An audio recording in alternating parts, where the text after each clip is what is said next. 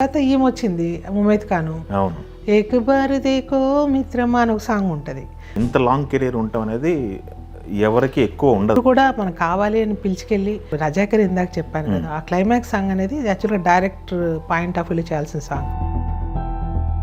శివశంకర్ మాస్టర్కి మగధీరాకి national award వచ్చింది కదా. ట్రిబుల్ పాట ఆస్కార్ రేంజ్కి వెళ్ళింది. ట్రిబుల్ ఫంక్షన్లో లిరిసిస్ట్ ఉన్నారు, మ్యూజిక్ డైరెక్టర్ ఉన్నారు, అవునా, కొరియోగ్రాఫర్ కూడా ఉన్నారు, కాకపోతే కింద ఉన్నారు.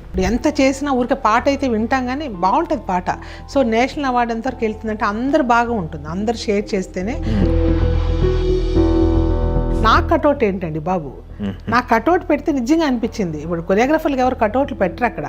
ఆ రోజుల్లో చూసుకుంటే ఎక్కువ మీరు ఒక మెలోడీ సాంగ్స్ ఎక్కువ ఉన్నాయి మీ దాంట్లో అని చెప్పేసి, మెలోడీ స్పెషల్ అని చెప్పేసి మిమ్మల్ని చూస్తారు. మీకు మెలోడీ పాటలన్నీ కూడా ఎక్కువ వస్తుంటాయి కదా. కాదు అంటే ఏంటంటే ఒక సీజన్ అండి. ఇప్పుడు నేను మెలోడీ చేస్తున్నంతసేపు అన్ని మెలోడీ సాంగ్సే. స్వర్ణ మాస్టర్ అంటే మెలోడీ సాంగ్స్. ఒక హ్యాపీ డేస్ వచ్చేటప్పటికి స్వర్ణ మాస్టర్ అంటే మొత్తం మాంటేజ్ అంటే క్వీన్. ఇట్లా ఏ మాంటేజ్ వచ్చినా కన్నడ వాళ్ళు కూడా ఇక్కడి నుంచి పిలిచికెళ్ళి నాతో చేయించుకోవడం. మలయాళం, కేరళ సినిమాలు, తర్వాత ఒడిస్సా అన్ని కూడా. ఈ ఒడిస్సా నుంచి తమాషా ఏంటంటే, నేను ఫస్ట్ ఒడిస్సాలో ఇంట్రడ్యూస్ అయ్యేదానికి హ్యాపీ డేస్ అని ఒక సినిమా చూసి ఒక డైరెక్టర్ ఇక్కడికి పని కట్టుకుని హైదరాబాద్కి వచ్చి, నాకు ఈ టైప్ ఆఫ్ సాంగ్స్ చేయడానికి కొరియోగ్రాఫర్ లేరండి, మీరు నాకు చేసి పెట్టండి అని తీసుకెళ్లారు. సో ఫస్ట్ అప్పుడు నేను ఒడియాలో ఇలాంటి సాంగ్స్, ఒక ఫ్యామిలీ డ్రామా అంటే సాంగ్స్ అన్నీ నాకే ఉంటాయి సినిమాలో, కానీ ఏం చేసినా అన్ని మెలోడీస్గా ఉంటాయి.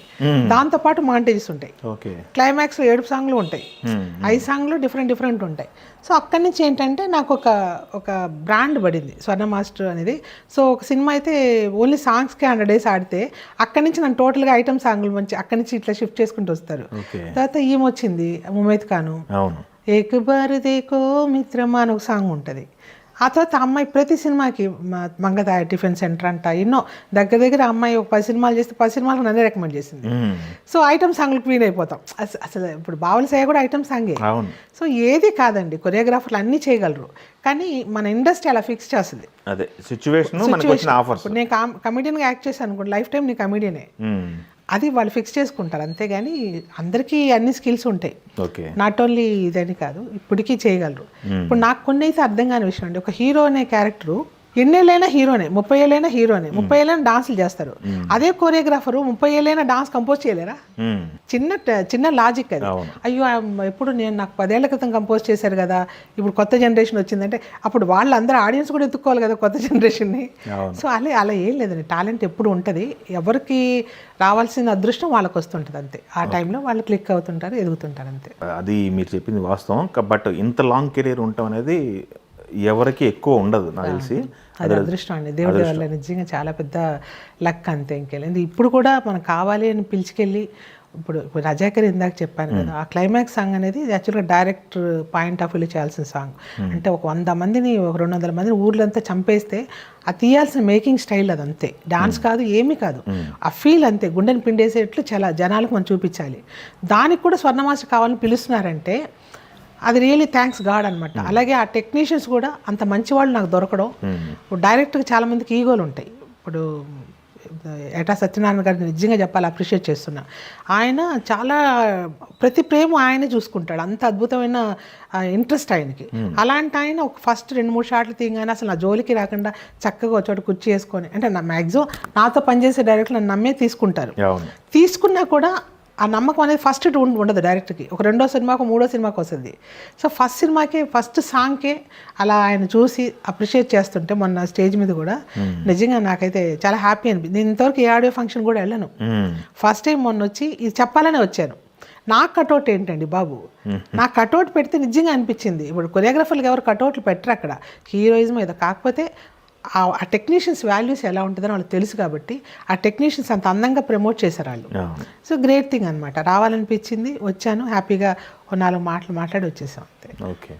అంటే ఒకట్లేండి, అప్పట్లో మీరు సినిమాలు అనేవి థియేటర్లో కనపడేవి చాలా రోజుల వరకు. అవునవును. అప్పుడు పలాని సినిమా పలాని వాల్యూ ఉండేది ఖచ్చితంగా. ఇన్ని రోజులు ఆ థియేటర్లో ఆడింది, ఇన్ని రోజులు రికార్డ్స్ అనేవి ఉండేవి. ఇప్పుడు జస్ట్ 1 week కలెక్షన్స్, ఎంత డబ్బులు వచ్చాయి ఏంటి అనేది. మీ చిత్ర పరిశ్రమలో గురువు గారు ఉన్నారు కదా, మన శివశంకర్ మాస్టర్ మాస్టర్ గారా? శివశంకర్ మాస్టర్కి మగధీరాకి నేషనల్ అవార్డు వచ్చింది కదా. ఇట్లా అవార్డులు అనేది కొరియోగ్రాఫర్లకు రావటం, మంచి గుర్తింపు రావటం అనేది ఇప్పుడు మొన్న చూసుకుంటే త్రిబుల్ ఆర్ పాట ఆస్కార్ రేంజ్కి వెళ్ళింది. అవునవును ఆస్కార్ రేంజ్కి వెళ్ళింది. ఆ త్రిబుల్ ఆర్ ఫంక్షన్లో లిరిసిస్ట్ ఉన్నారు, మ్యూజిక్ డైరెక్టర్ ఉన్నారు, అవునవును కొరియోగ్రాఫర్ కూడా ఉన్నారు, కాకపోతే కింద ఉన్నారు. అవునవును కొరియోగ్రాఫర్కి అప్పుడేమన్నా మీకు అనిపించిందా కొరియోగ్రాఫర్కి అనేది ఒక లేకపోవడం? నాకైతే అనిపిస్తుందండి. ఎందుకంటే పాట డైరెక్టర్ ఫస్ట్ ప్రొడ్యూసర్, ఫైనాన్స్ చేసే ప్రొడ్యూసర్ మోర్ ఇంపార్టెంట్. అలాగే డైరెక్టర్ దొరకడం ఒకటి, డైరెక్టర్ వచ్చి ఆపర్చునిటీ ఇవ్వడం అనేది అందరికి ఇస్తారు. మ్యూజిక్ డైరెక్టర్కి ఇస్తారు, డాన్స్ మాస్టర్కి ఇస్తారు, లిరికిస్ట్కి ఇస్తారు. సార్ లిరిక్స్ బాగుంటాయి, పాట బాగుంటుంది, కానీ మేకింగ్ స్టైల్ బాగాలేకపోతే, ఆ డాన్స్ అనేది బాగాలేకపోతే జనాలు తొందరగా రీచ్ అవ్వదు. అవును. ఇప్పుడు ఎంత చేసినా ఊరికే పాట అయితే వింటాం కానీ బాగుంటుంది పాట. సో నేషనల్ అవార్డు ఎంతవరకు వెళ్తుందంటే అందరు బాగా ఉంటుంది, అందరు షేర్ చేస్తేనే టీం వర్క్లోనే ఆ వాల్యూ పెరిగిందనమాట. అందరూ టాలెంటెడ్ పర్సన్సే, ఎవరు అక్కడ తక్కువైన వాళ్ళు ఎవరు లేరు. సో డెఫినెట్గా కొరియోగ్రాఫర్ని కూడా కాస్త ఫోకస్ చేస్తే బాగుండేది నాకు యాజ్ ఏ కొరియోగ్రాఫర్గా నాకు సెల్ఫిష్ ఉంటుంది కదా, ఆ ఫీల్ అయితే ఉంటుంది ఖచ్చితంగా. ఎందుకంటే ఆస్కార్ అవార్డులో కొరియోగ్రఫీకి కేటగిరీ లేదు అనేది తర్వాత తెలిసింది. అదే లేదు, అదే బాధ అనిపిస్తుంది. ఎందుకంటే దానికి కూడా ఉంటే చాలా హ్యాపీగా ఫీల్ అవుతాం. అవును. మన ఇండియన్ ఫిల్మ్ నేషనల్ అవార్డ్స్లో అయితే కొరియోగ్రఫీ ఉంది, కేటగిరీ ఉంది, చాలా మందికి ఇస్తున్నారు.